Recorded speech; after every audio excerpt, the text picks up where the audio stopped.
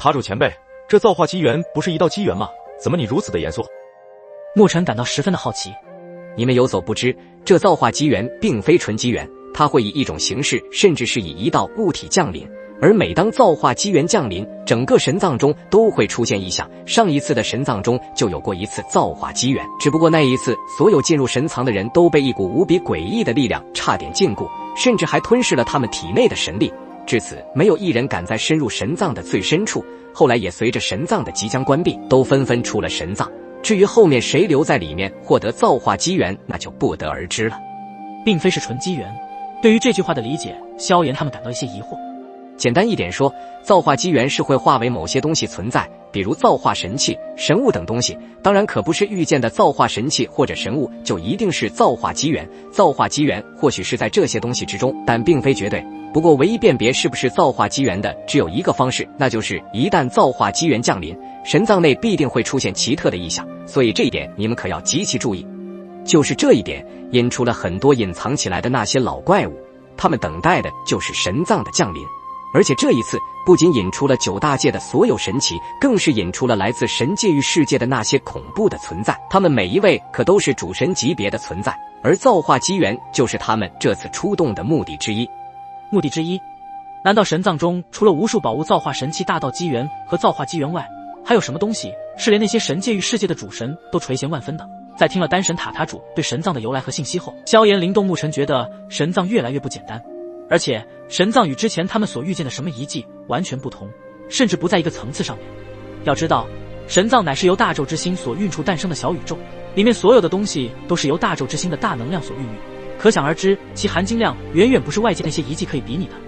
没错，这些都还只是神藏的其一，最为重要的是，神藏之中似乎有一道更为恐怖未知的被封印之物，只要获得这一物，即便在整个大咒之中都找不出有任何的对手站在大咒之巅，成为那传说中的无上。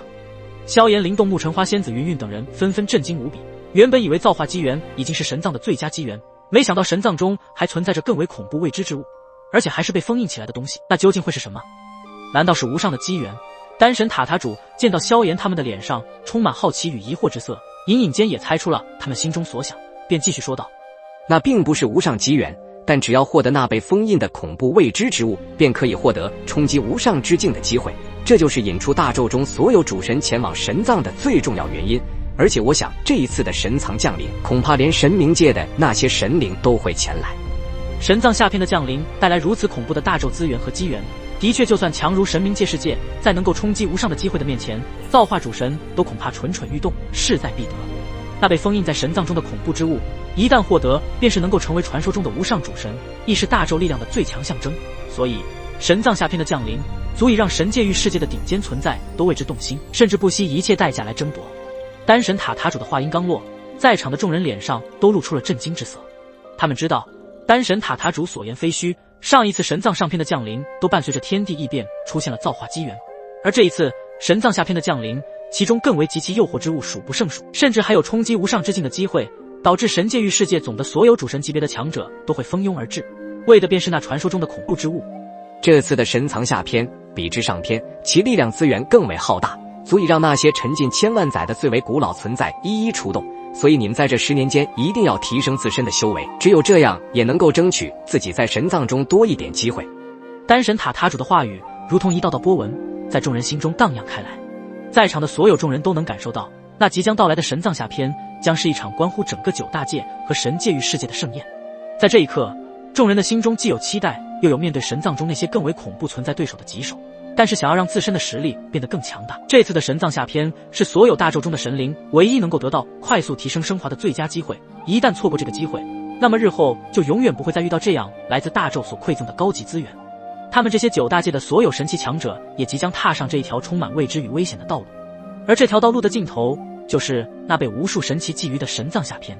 对于萧炎、灵动、沐尘他们而言，这一场神藏下篇对于他们而言是极其重要的一个转折点。如果让他们获得其中任何一样东西，都是可以让他们如今的实力提升起来。神藏下篇降临竟然带来这么多珍贵的高级资源，那么神奇联盟盟主，甚至是背后那位大人物也都会出动吧。萧炎心中呢喃一声，拳头悄然紧握起来。神藏中冲击无上机会的恐怖之物绝对不能让他们所得，不然的话，以他们的野心必然会对诸神万界出手，完成绝对的统治权。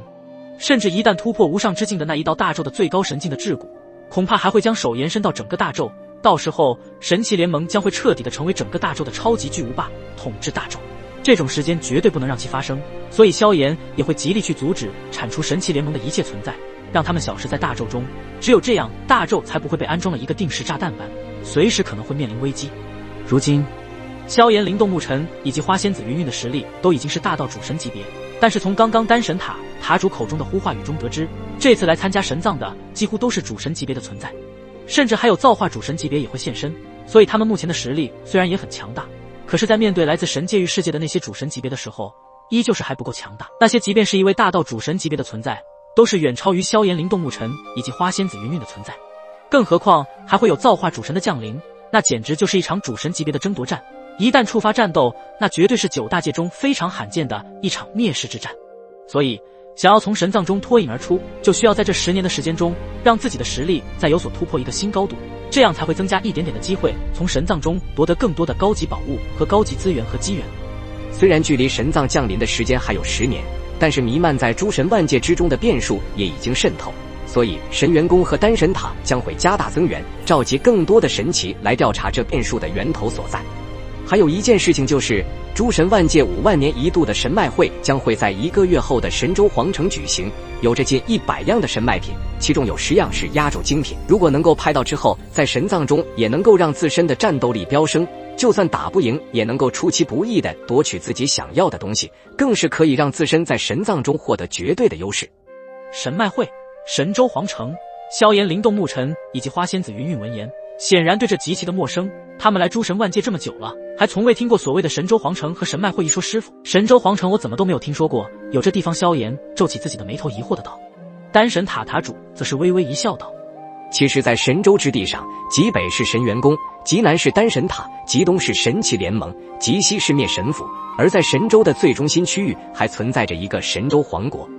而神州皇城乃是一个极为特别的一座繁华城市，它存在于独立的神州皇国之中，治理着属于独有的国。同时神州皇国的那些神奇强者几乎很少会离开神州皇城。神州皇城对于我们这些无数超神势力来说，神州皇城相当于一个外国，同时我们之间也井水不犯河水。如此说来，神州皇城是一个拥有自己独有制度的皇国，与我们这些势力根本是2个世界的人。灵动仿佛已经理解了丹神塔塔主的意思，后者也是看着灵动点点头，继续道：没错，你们是不是觉得会很惊讶，为什么无数超神势力以及我们4大神州最强势力都不会踏足神州皇国？丹神塔塔主的这一番话，正如他们心中所想，的确，按道理说，神州的最中心区域应该会被灭神府、神元宫、神奇联盟、丹神塔这4大最强的神州势力所霸占。可是为什么他们不仅没有去霸占，更是有遵守的接受了双方之间的制度？特别是灭神府和神奇联盟这2方势力来说，本因为会前去霸占对方的资源，但为什么他们也没有这么做呢？其实在很久很久以前，灭神府、神元宫、神奇联盟、丹神塔还没创立之初，神州皇国就已经存在神州之地，并且神州皇国的范围当时更为的广阔，不仅仅是如今神州之地最中心的区域，而是整个神州之地皆是属于神州皇国所管辖，还有东周、西周、南周、北周都隶属于神州皇国。但后来也不知道发生了什么事情，神州皇国的范围开始逐渐的缩小，甚至非常的低调。如果不是因为5万年一度的神脉会在神州皇城举行的话，我们也没有资格，也不会擅自进入神州皇国。因为在神州皇国之中，有一位极其恐怖的存在，被称之为神皇尊。如果一旦贸然进去，即便是主神级别的大能，都会以狼狈的姿态逃离神州皇国。此话一出，萧炎他们仿佛是发现了新大陆一般的感到骇然万分，而且能够让主神级别都以狼狈的姿态逃离其中，那位神皇尊上的实力恐怕更加之恐怖。在萧炎、灵动牧尘一听到这神皇尊上的时候，就感到了体内热血在翻腾，似乎对于这位神皇尊上有着极大的兴趣，甚至在想，这位神皇尊上是如何做到让自己的皇国立于万界神州的中心，更是没有任何势力敢去入侵其中。